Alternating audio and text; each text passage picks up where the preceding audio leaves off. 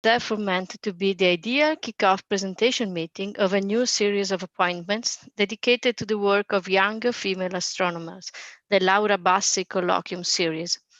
Laura Bassi was the first female university professor in history who taught physics at the University of Bologna, the oldest university in the Western world. These colloquia have received the support of the IAU Office for Outreach and of the INAF Italian CUG, which also works to sustain diversity among Italian astronomers. The series will start this Thursday on the upcoming International Day of Women and Girls in Science and will take place on the second Thursday of each month. I hope that you all received the invitation to this Laura Bassi series meeting, which is going to be an online Zoom meeting with the possibility to participate also through a dedicated YouTube channel that is available also today. You will also find in the seminars chat the link to the Laura Bassi website and to the YouTube channel. So if you have any question concerning this seminar, please book yourself or write it in the chat, and you will be given the opportunity to speak up at the end of the seminar. So now, without any further delay, let's give the floor to Sarah for her presentation. Thank you. Hello, everyone. It's really a pleasure for me to be here to give this seminar, well, at my home institution, but remotely, which means that there is this disadvantage that I will not be able to see you personally, which is too bad. But at the same time, it gives the opportunity to people of other places other than Padua to participate, which is one of the key ingredients in our thinking and organizing this series, because we can have a general and international public. So before starting, let me start with one disclaimer. So unconscious bias is an incredibly complex issue. It's multifaceted, it is far-reaching, and it interfaces with many societal issues that are far, far too complicated for us to go even in a little bit of details today.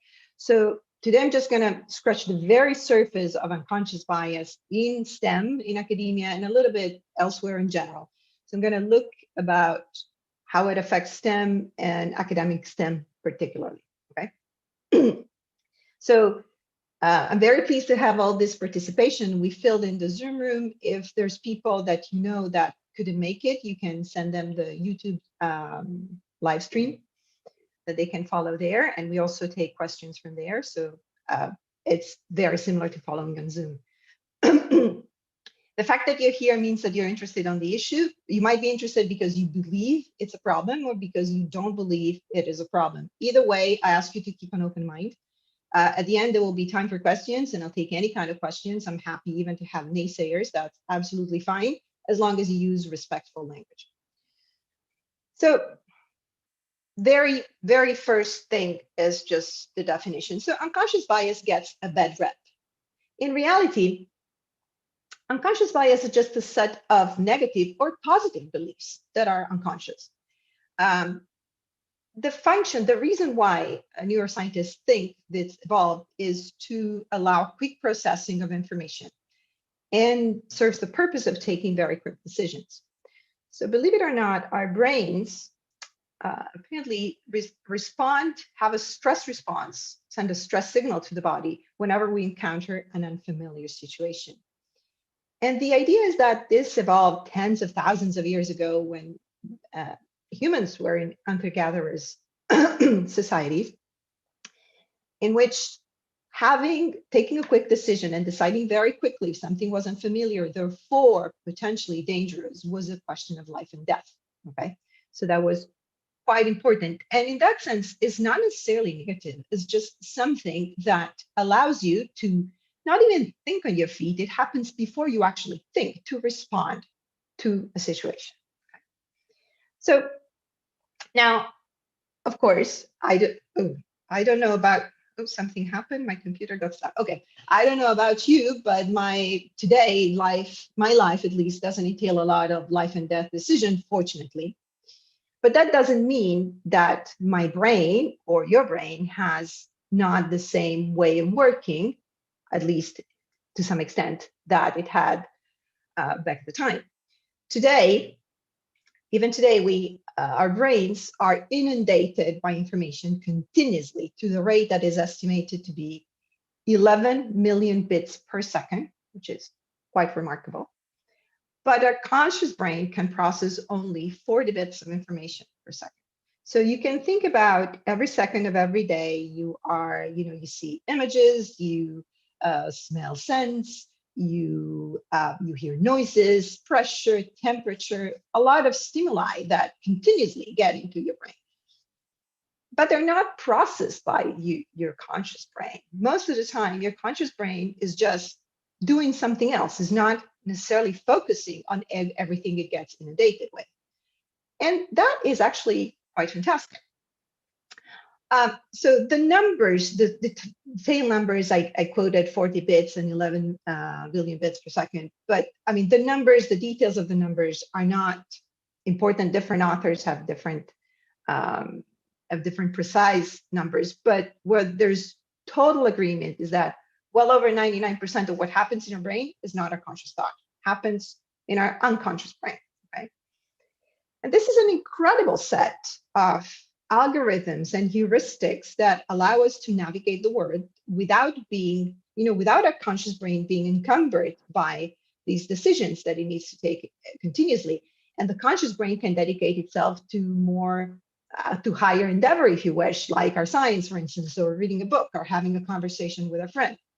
If you think about it, continuously every day, we take decisions without thinking. Think about when you're a crossroad, in a highly trafficked area and you're navigating, crossing the street. You don't pay, you pay attention, but it's not like you're really thinking, oh, this will go before me. Or when you're crossing the road and someone comes in the other direction, we call it an instinct that we're actually avoiding the person coming in the other way. It's just a brain calculating the velocity of the other person, my velocity, how I should walk on the other side. But meanwhile, you might be thinking about something, your conscious brain might be thinking about something completely different and not worrying about exactly what's happening, okay? So, in this way, our conscious brain is fantastic. It works in our favor and it helps us get rid of a lot of, if you wish, lower level decisions. The problem is that the unconscious brain operates even when our conscious brain is operating and in parallel, and it affects the decision of our conscious brain, okay? It can affect our behavior and our decisions. The problem is it's not very easy to figure out how this happens. And when scientists got into the whole business of looking at unconscious bias, they started how, in a pretty naive way, if you wish, now that we're thinking about it, it seems naive, they would hand around questionnaires. In the 60s, in the 70s, in the 80s, they would hand around questionnaires asking questions. Like, for instance, let's think about racial biases, for instance. This is one of the first that people started to look into. And they will ask questions like, how do you agree on a scale from 1 to 5 that white people are more capable than people of color? Or in case of, gender biases, that men are more capable than women, for instance, or that men are more suitable to work than women, or things like that. And as society evolved and fortunately became more inclined to social justice, more self-aware, the questions and had the results of these actual questions reflected a society that was not real, because people were answering with their conscious brains, and very often people were also answering what they hoped was the acceptable answer rather than what was their, in a way, gut feeling, okay? So over 20 years ago, one of the largest projects looking at unconscious bias started. This is called Project Implicit, and it was started by a scientist at Harvard and a scientist at the University of Washington, that rather than asking questions in which people would stop and give an answer to, they started basically measuring the time for associations. In other words, they started to measure how easier it is for your brain to associate to go back to the example that we mentioned before, say white people with positive connotation and people of color with negative connotation, or men with positive connotations and women with negative connotation. And basically, they don't, the way this is administered is that you have to operate as quick as possible and you measure your response rate with the idea that this is conditioned by your unconscious brain rather than conscious brain. Now, let me be honest. I mean, this test is pretty controversial. There are a number of criticisms that have been published and discussed, but there is no better test out there. Meaning, so far, there's no systematic, widely available test that is available in the literature today. So I think it's an interesting approach that they're taking to do this. There are now, they started with race back at the time, and now they have tens, if not dozens of different tests, and they look for racial implicit association with gender, with sexual orientation, with age, with body weight, with disability. I mean, there are many different dimensions they're looking at. They're quite interesting to take. I suggest if you have a few, it's very quick, it's a few minutes. You can just Google up Project Implicit and you will find it. And they're collecting data in universities all over the world. The test is administered in many languages, so there's also that. And you can spend 5 minutes to find out what is your score. In this particular context, we're gonna focus on the results that one of the most common implicit association, which is with males in science and females in liberal arts. Before going any further, let me say something. In this rest of this talk, we're going to discuss gender in science and conscious bias with respect to gender in science. This is, of course, a very important issue. And of course, it's relevant to the fact that in 2 days, it's going to be International Day of Women and Girls in Science. However, women, and especially white women, are by far not only the most numerous, but the best treated underrepresented group, not only in STEM, but in general in society. Unfortunately, the other groups are so underrepresented that statistics on them is not as well determined. Not so many studies have been done. And on the other side, some of these minorities or underrepresented groups are not so visible, whereas gender is generally considered a pretty easy diversity to how can I say it, to detect or to study, because it's clearly visible, generally speaking. Others are not so clearly visible, like sexual orientation or disability require in a way more personal information about the individuals. So it is more challenging to do. Okay, so, oh, sorry, I'm having a little problem. Okay, so the data we saw before showed the general distribution of the population that took that test. The Americans that took the test, it was 600,000 people, that showed a quite clear association of males with science and females with liberal arts. I ran a little experiment in a group of people I was running an unconscious bias training class for. And this was a group of physicists. It was much smaller. It was like 60 people. And it was interesting because they told me that they thought they had no bias because they were, the scientists. They realized there was no, that women were as capable as males in science, et cetera, et cetera.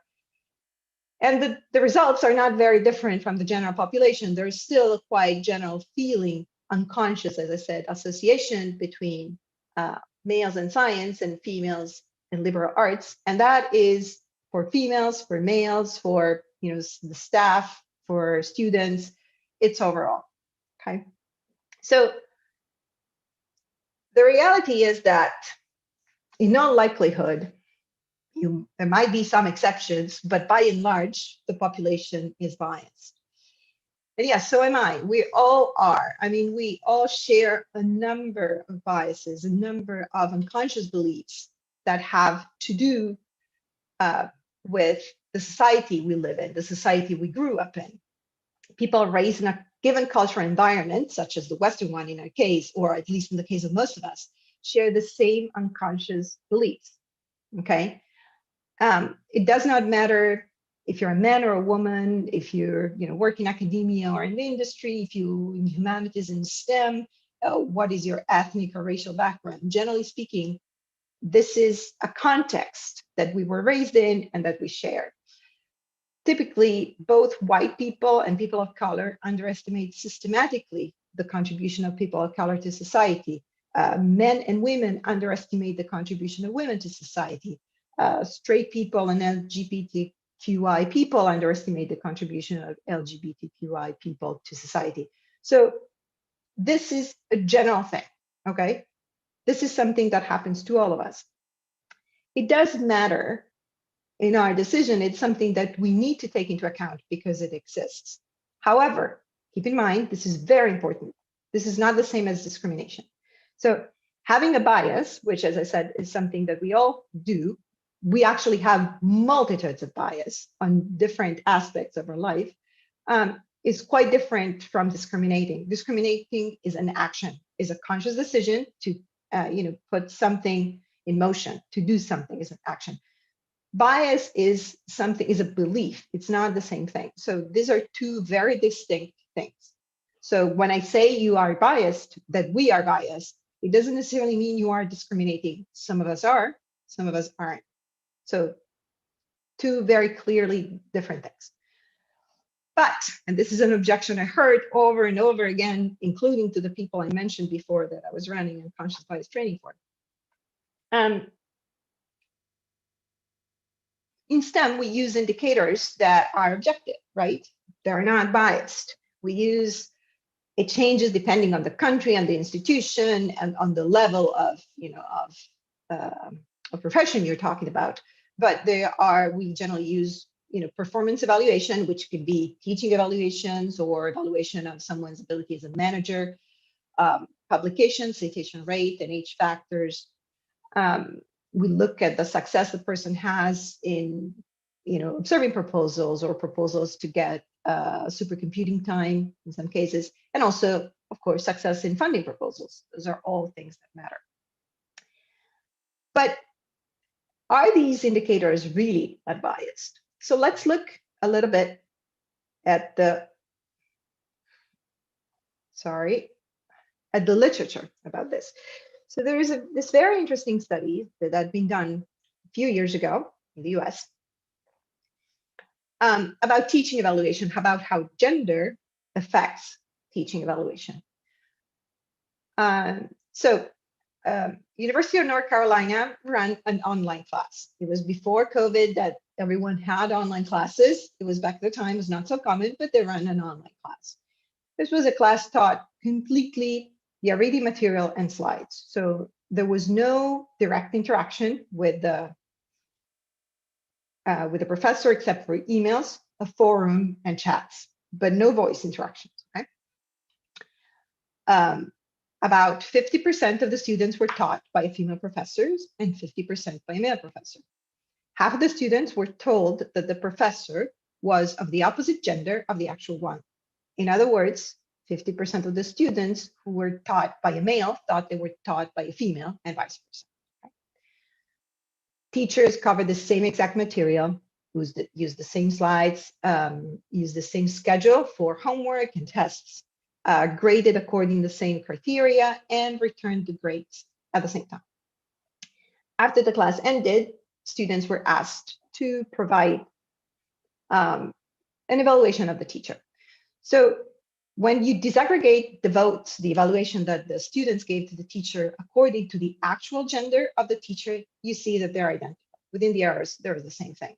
But when you disaggregate them according to the perceived gender of the teacher, you see that there is a systematic difference. It's not very large, but it's still there.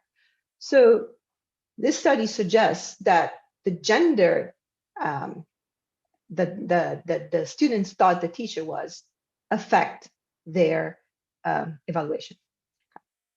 Now, here it is.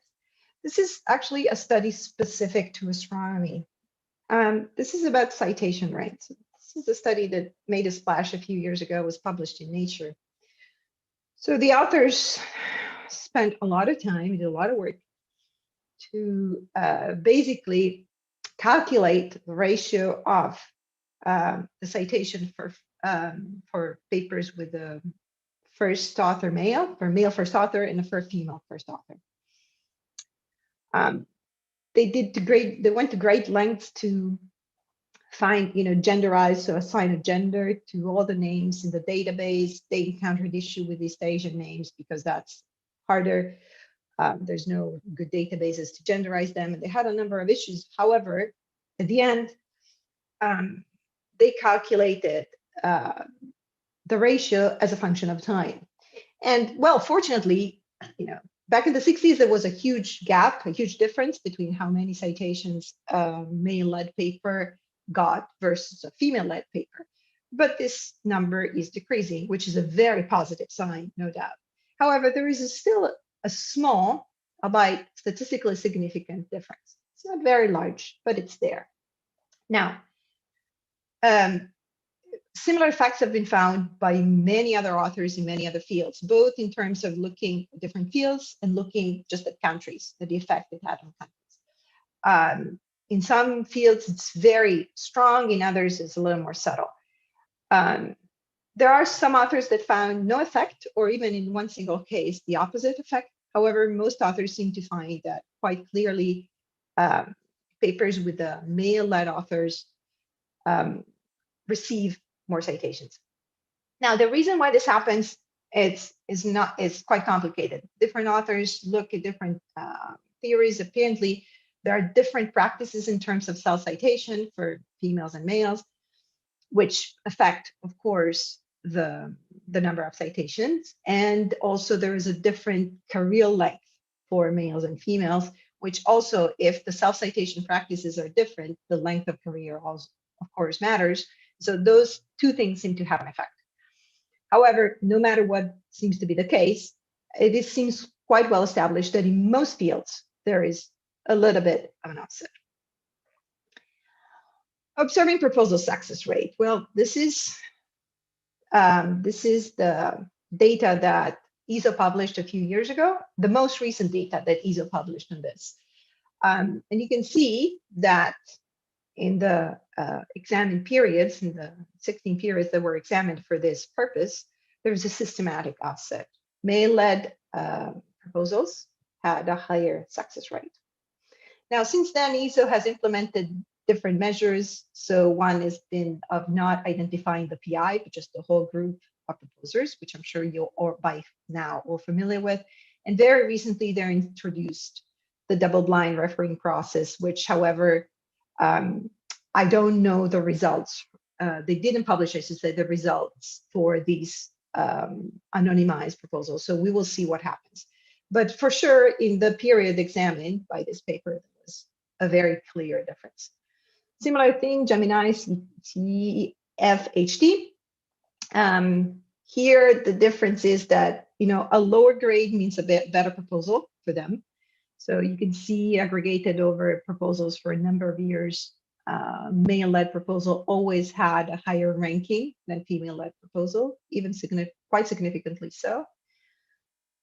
And this is perhaps the most interesting and famous case because they spent a lot of time thinking about what happened and how to fix it. So HSD years ago, which is one of the most competitive, as we all know, facilities in which to get signed, realized that they were systematically favoring male-led proposals.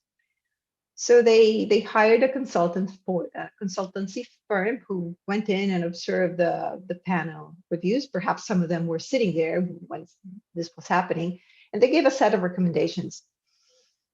The consultants found that the discussion was focusing a lot on who the proposing team was rather than the science. So the panelist was focusing very much on this. So they proposed a double a dual anonymous refereeing, or actually evaluation system, in which the proposers cannot identify themselves in any way in the proposal. And I'm sure by now many of you are familiar with this process and how you need to write around in your proposal not to identify yourself as the proposing team when you're talking about your publication about something. It is noteworthy that the first cycle in which this was implemented was the first time in HST history in which there was a female-led proposal had a little bit of an edge over male-led proposal in terms of success rate. The second time, the second cycle in which this happened, male-led proposal had, again, a little higher success rate. However, it is still too early to see whether this is just, a variation and the next cycle will be the other way around or not. So I guess we will hear about it in the future, but I think it's very significant that for the 25 cycles before, there was an edge by very well-established edge by male-led proposals, and the reviewers focused very much on who the proposing team was. And mind you, we're just talking again about gender here, but the reviewer noted that the institution that the proposers came from mattered very, very much, which is something, again, that introduces a bias rather than the quality of the proposer or the science, the proposal on or the science itself. They were focusing on whether someone was affiliated with a very prestigious institution rather than a lesser institution. Okay, so funding gathering success rate. Okay, let me say that, first of all, it is incredibly hard to get data about this. Very few funding agencies publish them in a gender disaggregated way. They will tell you what is the number of females versus male that get the funding, but they do not tell you how many applied. It's very hard to get this information. So the ERC started, the European Research Council started to publish it fairly recently, mostly because they realized they had a problem. So they wanted to show that they were doing something about it, which they have. So these are the data for FP7. And as you can see, there is a general advantage to being a male proposer over being a female proposer.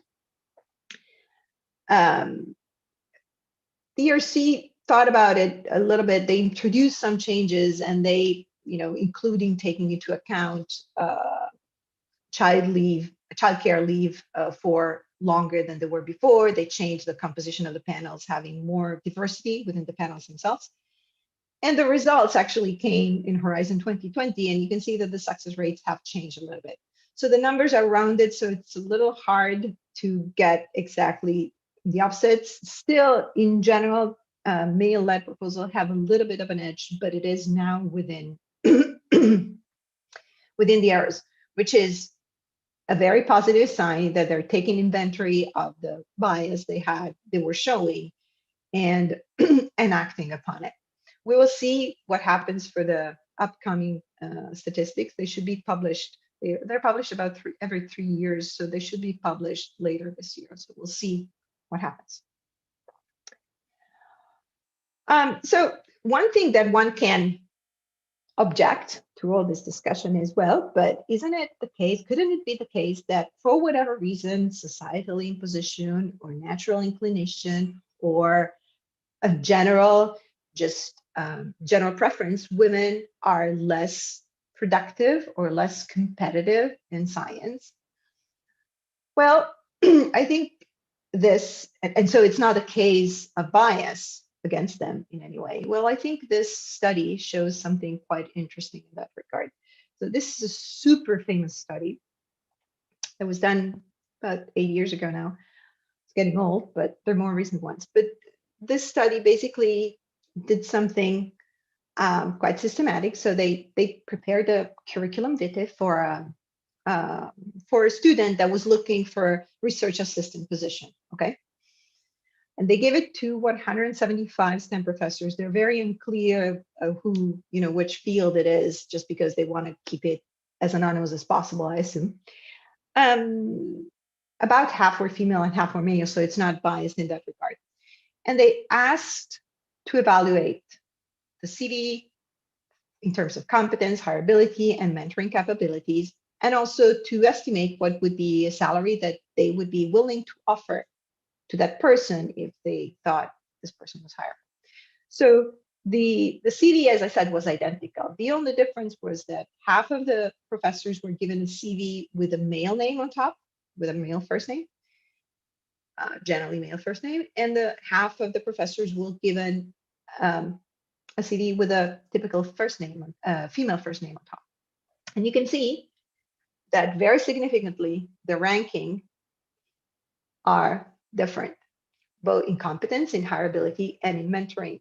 And of course, not surprisingly, there's a difference in offered salary, because if you look and say someone is more competent, more hireable, and has better mentoring skills, well, I'm going to offer this person a higher salary. And I'm going to offer this person who was typically a male a higher salary. So this was not an issue of any difference in skills or experience or anything, or productivity. It's just a matter of gender. And again, to go back at the issue that I was saying before, then females, white females are the best treated underrepresented group. There is a more recent study that targets specifically physics professors, a larger number of physics professors, and do this game of the CV changing names using different dimensions and introducing race as a dimension as well. So they use a first name and last name that are typical of Asian, Black, Hispanic, and white people, and having both a male and a female, two different versions for each of the race CVs, one with a female name and the other with a male name. And that research, again, highlights the fact, yes, women are ranked lower than males within their race, but generally speaking, white women fare quite well compared to even males of other races. So that's, that is food for thought for sure. Now, sorry, got stuck. So you might think that all these effects are quite minor. And the effect I have cited are not particularly big, admittedly. They're generally quite small. But those imbalances and disadvantages do accrue. They combine and have a major consequences in the long run in terms of promotion, prestige, advancement to leadership positions, and ultimately salary. So just to represent this, I'm going to show you an incredibly simplistic simulation that has been done over 20 years ago. The reason why I'm showing this incredibly simplistic one is because the much more sophisticated ones that have been done since then, that are much harder to explain, and we don't have time for that, essentially get qualitatively to identical results. So it's not very relevant, because here the important thing is just to understand the gist of this. So let's imagine an organization with 8 different levels, from the bottom to the top. L1 is the lowest, L8 is the highest. And every level is populated by a number of employees. Let's assume that we start with 50-50. We're using here female and male, but you can imagine different groups if you wish. And let's imagine that we have a little bit of difference in the performance score, with the males having a little bit better performance score, having a variance of 1% of the performance score. So in other words, what they input is that the male have a performance score between 0 and 101, and the other is 0 and 100. So employees are promoted on the basis of their performance. So performance is assigned randomly with, some predetermined numbers. But every cycle, 15% of the employees are removed from the simulation, simulating that they move to a different organization or they retire. Every slot left empty is populated by the top performers of the lower level. And the bottom part, when the slots left empty in the bottom part, are substituted 50-50. Okay, so the simulation is run until every person that was initially in the organization leaves. And this is the result of what happens. In just a 1% difference in the variance in the performance scores, means that at the end of the simulation, you have 35% females in the top level. And we started with 50%, whereas the lower levels are mostly populated by females. Okay. So this is just a very small variation and has a very strong effect in the long run. Note that we started with 50-50, which is far better than what our organization have today or start with today. So you draw the conclusions for that. So is there anything we can do? Yes, so as I said, unconscious bias, we all have it. We all share it. It's part of our culture, if you wish. No, I don't mean it in a positive way. You can be aware of it. You can implement policies, or you can work to have policies and to have personal practices about that. You can keep other people accountable. Those are very general things that one can do. And if one needs to give practical examples, what we can do in our daily life, in our simple, as researchers, or as professors, as teachers, what we can do as colleagues. So generally speaking, each one of us can work on our biases. We can take the implicit association test. We can read about it. For me, it was very eye-opening reading about it. Or you can talk about it with your peers. Throughout the last few years, I had very helpful and illuminating conversations with many of my colleagues about that, which were very interesting and helpful for me. And also, you need to be mindful a little bit of your actions in that regard. When you're in a meeting, when you're chairing a meeting, when you're attributing merit within a group, say you're managing in a small group and you're attributing merit, this is something that, stop, you consider how you're actually attributing the merit. That's one way to do it. And you can discuss also, I think, possible policies, and way to counteract it within the specifics of your institution and of your life with your peers. That's something that can be quite helpful. And one thing that is uncomfortable, but it's important, you call out people on their biases and stereotyping when you see them. This can become quite uncomfortable, and it needs to be done in the most respectful way, realizing that we all have the biases, that we're not better than the other person, just that we are more aware of them. So if you do it, I think in a positive way, it has wonderful effects. Generally, people take it quite well. If you're in a position to hire or select someone, and this is probably for the more senior of you, one of the most important things that you can do is set criteria before looking at applications. So one thing that is very well studied by now is that people, if you don't do this and start looking at applications before you set criteria, even clearly, even written criteria, you will end up adapting your criteria to the applicant you're biased for, and the applicant belonging to the group you're biased in favor, okay? And this happens over and over again. This has been tested in many fields, in many countries, repeatedly. This is a very human thing, because we're generally, our brain directs us to what is familiar to us, okay? And what is familiar to us is the majority, is maintaining the status quo and all that. And doesn't make you a bad person that you're doing that. It makes you human, but you need to be aware of this. And so, set that criteria before even looking at the applications, before opening, in case of Italians, the envelopes with the applications, or opening the emails with the application, just set a criteria. And use exactly the same criteria for all the applications, okay? For people, for those among you who write job ads, or write, rubric for prizes, or write grant ads, decrease the ambiguity of the criteria, saying extraordinary, or, capable, or someone who's it's very general. You need to get a little bit into the details of what that means, because otherwise, again, there are these things that happen in which we tend to think, as when we give general criteria, as more capable or more worthy, someone who is within the norm. And also, this is incredibly important when you interview people, structure them consistently. This has been shown by, again, so many studies to be one of the most important criteria in not biasing our selection.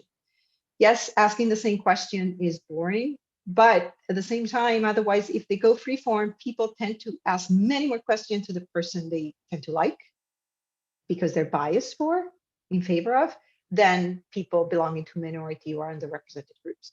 Okay. So I think one of the things that we need to remember is that diversity is a competitive advantage. Okay.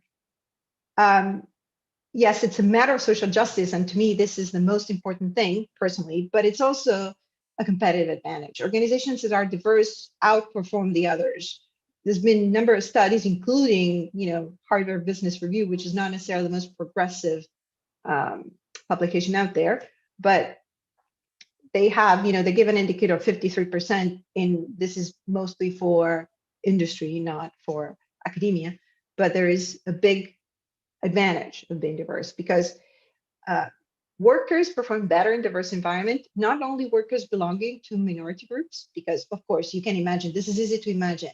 Let's imagine again, a woman works much better in a group, in an organization that has other women, otherwise she might feel a little isolated. And this is even more clear for other underrepresented minorities, but also workers belonging to the majority groups work better because groups that are diverse tend to be less likely to fall prey of group thinking, of repeating the same things over and over again. And innovation stems from diversity, from going outside the box, from getting away from the group thinking. Okay. So I hope that you found this little bit of an overview interesting, and I will welcome your question. And I hope to see all of you at the first meeting of the Laura Bassi series, which will start on Thursday, and we'll have Elisa Bortolas as our first speaker. And now I'm very happy to take your questions and give back the word to the moderator. Thank you, Sarah, for the illuminating colloquium. I see there are many questions, but the first one is from Michela Mapelli. She raised the hand at a certain point. Does she still have a question? Okay. We need to unmute Michela Mapelli, I guess. Or Michela, you can write it directly in the chat if you want. Okay, no, I was trying to unmute. Well, okay. I raise and then lower my hand just because it was related to a specific slide. It was just a small question to ask whether the result for the ERC, the second one that you showed, were just for the second period, so just for the Horizon 2020, or they put together FP7 and Horizon 2020. It was not clear, I think, from the slides. Apologies, it's only Horizon 2020. Okay, great. And well, I just wanted to say that I'm really, I would like to thank the organizers for organizing this cycle of seminars. I think it's a great idea. Thank you, Michela. Thank you very much. We now have, I go by order. Eva Vilovic, who is a PhD student in Potsdam, right? Yes. Can you hear me? Yes, first question. Loud and clear. Yes. Okay, perfect. So I am a first-year PhD student in magnetohydrodynamics in Potsdam in Germany. And I wanted to thank you very, very much for this incredible talk. I was listening very intently to every word you were saying, so thank you for that. And my question is, in the beginning, you mentioned, and I agree with this, unfortunately, that women have bias towards women as well as men towards women. And my question is, this, in my opinion, leads to the belief in women that maybe they are imposters in some sort of way in the science world. So what is your opinion on the imposter syndrome that many scientists, women, especially young women, might feel in their disciplines, and how to go about it? So, well, I think imposter syndrome is a real problem in STEM professions. It does not affect only women, of course, but it affects not mostly, but women more than males, or I should say members of underrepresented groups rather than males. And white males. So it is for sure something that is related. And I think the unconscious bias that we all hold against minorities weaves into this imposter syndrome. So it is something that, as I said, the unconscious bias is an incredibly wide topic, and there is considerable interface and studies that look at the interplay of these two things. And I do agree with you that these are related and important to one another, and they do damage careers of women or minority members quite dramatically. Next question by Patrizia Caraveo. Mm-hmm. Thank you. Very nice talk, Sarah. I, of course, share more or less every word you said. I have a curiosity about the slides on the HST success rate. Yes, I can. Do you want me to put them up again? Why not, if you can? Yeah, I think so. I think I can. I need to go back.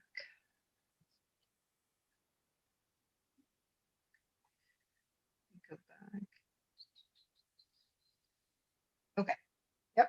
Okay. Why cycle 26? The one which showed the highest success rate for a proposal led by women does have such a low success rate on average, men and women, much, much lower than the previous and the next one. So I understand. They don't comment on that, at least on nothing I read. I assume either because they were larger proposals or for some reason they were given away last time, but I cannot think they were given away last time. I think that typically those proposals, they were probably asking for longer time. That's my assumption, but they don't comment on it. There's no. It would be somehow interesting to ask, if you can, to the author of the study, what's the reason for these very large difference. I mean, yeah. Unless on cycle 26 they decided to accept all only very large program, usually there is a distribution between small, medium, and large. I agree. I don't know. I honestly don't know. I will look into it. I will ask Neil about it. Thank you. Then we have a question from Richard Smart, who also wrote in the chat. It's a very general question that we are always asked. I can read it, or Richard can speak up himself. Well, I can read it then. He was asking whether, do you think that positive discrimination actions such as affirmative action or quota rosa are useful? Okay, this is a very controversial point. I can tell what is my very personal view because of very different views on the subject. So the way I see it is, I use this metaphor, is that society is sick and we need a medication. Medications have side effects, but they're meant to cure something and they're not meant to be taken forever. So I see quota rosa, or affirmative action, as something like this. This is incredibly simplistic. This metaphor is incredibly simplistic because there are many ways to apply it. And as we know, affirmative action, as what is properly called affirmative action, especially in the US in admitting students in colleges, is very complicated how it's managed, and it's very complicated how it's implemented, et cetera, et cetera. However, while I do think that the trend will naturally go, at least for what concerns women, for other minorities more complicated, is naturally going to a direction that decreases some of the gaps. But, for instance, there were projections about the pay gap, when it will be closed. And for some countries, I think Italy is 2070, something like this, unless, you do some actions. So in my mind, if you want to get better sooner, you need this kind of initiatives.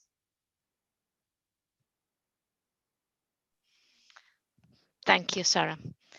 There's another question from Cecilia Ceccarelli, who raised her hand.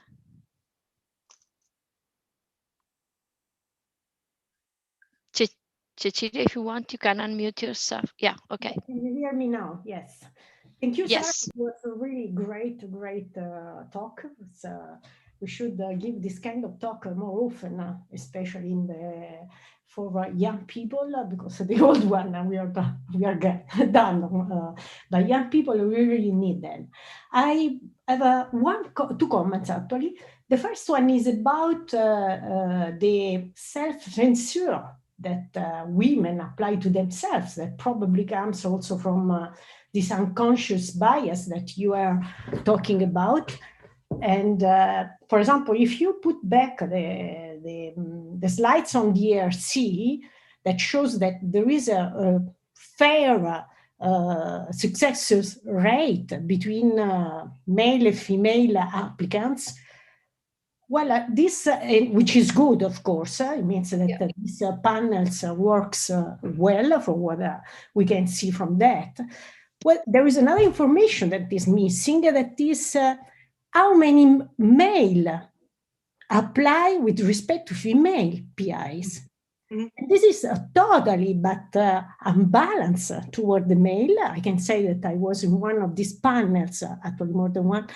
And when I was in the panels that I was, there was something 90% of male with respect to 10% of female, which means that since the ratio between in Europe between male and female astronomer is not 10%, I think is around 20%. It means that there is a very strong auto-censure of the women that apply to this prestigious position and so on. I think this is an extremely important point also to raise. And this is connected, I think, to this unconscious bias, I'm pretty sure, in which women feel, indeed, as you also mentioned already, less entitled or less good with respect to male a priori.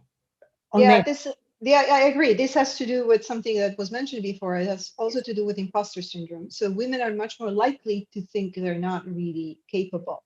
Yeah. And we know this is a normal thing. You know, there's, again, statistics done over and over again about, you know, you ask their job ads with 10, specification, and males apply if they have 4 or 5 out of 10. Women apply when they have at least 8.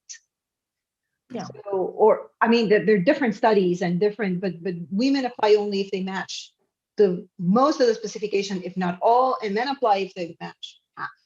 So that's similar, right? Women would say, no, I'm never going to get an ERC. It's a very long shot. I'm not going to do it. And men would say, well, I might get one. Why not? So it's a different attitude, and this has to do. It's very complicated. It's to do with society, with how we're raised, and apparently the self-esteem of girls drops around age 8 to 9 because what they see in society. That's quite significant. That's quite early on. But I agree with you. This is a factor. I think there are some countries in which women are more prone to apply or interested in applying. I read the statistics specifically, it was interesting, about Italy, about their last round of ERC application. And Italy has one of the highest in PE, so in sciences, which I was quite pleased in seeing that. They didn't talk about success rate. They were only just looking at the number of applicants. Yeah. In other countries, things are not so good. There's some countries that have huge population of scientists, like Germany. There are very, very few women in science. Yeah. Yes. Yeah. And then I can thank you. In fact, I fully agree with all you said. And I think this is an important point. And that's the reason why this kind of seminar should go for young people. Because for us, already done. And then I want to add my little comment answer to the question on the quota, because discrimination quota, pro-discrimination, I am completely against, and I explain why. Is this side effect that you mentioned. And one side effect is that when you reach something, male will always assume that you got it because you are a female. And even the Nobel Prize, you got, I don't know if you heard about the polemics that was came after some comments by the last Nobel Prize. I don't want to make it a personal problem, it's not that. The last physical Nobel Prize in Physics was given jointly with the women, and and the male said, "Oh, I got it because it was joined to a woman, and so there was a positive discrimination." So not even a Nobel Prize is deserved if you act this positive discrimination policy. So it is at the end really against us. So that's the reason why I'm against this. I see what you're saying, but I think it can be done smartly. I'm going to give you an example. For instance, some organizations, international organizations, they hire engineers as well as astronomers. And when they have rounds of applications for engineers, they don't get a single application from females. And I think one policy that an organization like that could implement is keep the application round open until they reach a minimum quota of women applying. They don't need to say it. The only thing that they need to do is to decide it internally and to have the committee members email women that they think are worthy, encouraging them to apply. Because as we mentioned before, women will not apply unless they think they have all the qualifications, and men will apply if they have half. But if they get an email from a committee member saying, well, I think you could be a good fit, why don't you apply? The likelihood that they will respond to that is quite high. So I think you can do it smartly. That's what I mean. You don't need to say, we have a quota. You don't need to publicly say, oh, we're only going to hire a woman here. But you can take such a decision, or just to decide internally, we're not going to proceed with a hired committee or interviews until we get, I don't know, 20% women applicants. 15%, 30%, whatever number you want to say. And I think this is something that can be done. And many institutions, in fact, in the US do that. Yeah, I can see your point. Of course, I cannot apply the face exactly to all occasions, but that is yes, this is something that can be applied. I repeat, I'm not sure how often I can be applied as a method, but okay, the point is made. Thank you. Thank you for the discussion, which has never a definitive answer. There is another couple of questions, short, please. One is by Gianni Bernardi, who put a question in the chat. And if he wants, I can read it, or he can speak up himself. I can do it if you want. Okay. Well, thanks. Thank you a lot for the nice talk, Sarah. I had a question in my mind while you were speaking, and I just read it off from here. Can you comment on the fact that on the essentially the appropriateness of the main indicators you presented here in how effective they are in addressing the issue of unconscious bias? Okay, go ahead. I was just thinking, is there a chance that, for example, we are certainly using a good metric, but not the metric that may include everything, or it's not perhaps sufficient to include? So are you asking what would be the best metric to avoid unconscious bias, or are you using what would be the best metric? I think that's a bit too ambitious question. I'm just asking for your opinion about, like, for instance, do you consider these metrics satisfactory? Do you have an indication of saying, okay, we should perhaps extend things, think about different ways to approach the problem, and so on and so forth? Yeah, I think unfortunately the metrics they're all indicators. I'm not sure there's one that is better than others, and I'm not sure they're thorough at all. I think it's a very complex issue to address. And I'm not sure we can even, there's other factors as well. So yes, we share a common culture, but we're also different in different countries. So Italy is always brought as an example in which we have lots of astronomers who are female, for instance. Okay, this is true. We have zero diversity in other dimensions, not zero, but almost zero. But we have many women.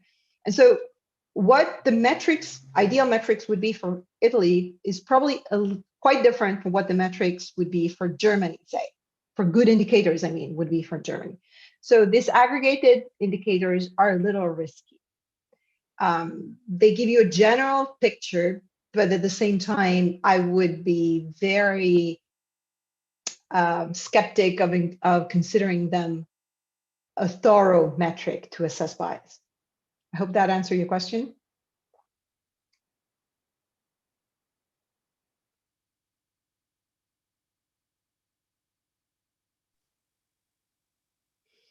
Okay, yes, so someone yes. Okay, yes. so someone answered the question that Patrizia had about HST proposals. So yes, they were also counting how many female and men were participating to this colloquium. We didn't do that, and we didn't use any quota rosa. So I'm more than happy if we are 50-50. I don't have the time to count, I'm sorry, but I will at the end. There is one question, very short, by Ada Paizis, who wants a reference for the self-esteem drop in girls at the age of 8, 9, if you have it. I actually have to look it up. No, I don't remember. It was actually something that was all over the news again a few months ago, but I will have to find the reference. I can't remember. No. Okay, but then if you can send an email by Ada Paizis. Absolutely. And there is one last question by Cecilia Bacchini. Yes, thank you for this very nice and instructive talk. I was wondering if there are studies that measure or study the evolution of these biases with the age of the population that is studied. So there is a little bit of, I'm not aware of any that does it systematically, but there are some studies that look into it, and it seems like at least the gender one is decreasing. Other dimensions, again, I'm not aware of, but at least the gender one, I have some, again, not large numbers, evidence that it is decreasing. But, you know, it's a little hard to get the data at the level that would be statistically significant to do at an overall level. I mean, at the level that they have done with Project Implicit, initially, all the data they had, now they're collecting information about who's taking the data, so they can, in principle, start producing some of the plots. But the data they were collecting for a long time had no information about who was, you know, giving or providing their unconscious bias. So there's no disaggregated data in that dimension that I'm aware of. But the website is very open, is open source. You can download all the data they've collected so far. You could do your own plots. So Okay. it would be for sure be an interesting thing to do and to look further into. Okay, thank you. Yes, and I have a comment, which is that these things are, are very important, and it's very important to give this kind of talk for the academic community, but it will also be very important to tell these things also to the students, younger students from high school or even younger ones, because what I think that this kind of biases start really at the age at which one has to choose the career. So it is it will be very nice to extend this talk to schools, perhaps. Indeed. Yeah, those are, I mean, there are different ways to do this. And there's people who do this also much, much better than I do, who are professional and do this. There's not much a culture of doing so in Italy, but in other countries, they start earlier. They start at least in high school. I don't know about earlier, but Someone was commenting on the number of attendees. Oh, you're welcome. Sorry. Someone was commenting on the number of attendees, and it seems like they're saying it's mostly females. It is possible. I haven't done the statistics. It's true that generally when there are discussions on diversity and inclusion, it's mostly women who participate, but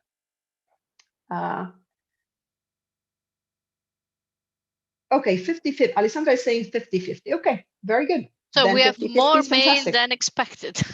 That's good. Fantastic. Then it's fantastic. I'm glad we were able to attract the attention of males on this topic, which affects them at all, because that's also in their interest to be counteracting unconscious biases, not only ours. So we hope to see them all again on Thursday when we start the Laura Bassi colloquium. Exactly. Starting this Thursday at 2:30 p.m. And I just wanted to remember that we don't have too much space for participants here. We can allow only 100 people to participate, but there is a YouTube link that you can follow to listen to our seminars. And someone will take care of the question also on the YouTube channel. All right. So, sorry, Alessia, yes. you have to remember that the streaming is indirect, but it is going to be uploaded in the channel this afternoon, this late afternoon. So you can see that again if you want in the next day, so you can send the link to another colleague that maybe could not connect. Thank you, Nancy. Thank you, Sarah, and all of you who participated to this colloquium. Thank you. Thank you very much, everyone. Bye-bye. See you Thursday. Bye-bye. See you. Bye. Bye.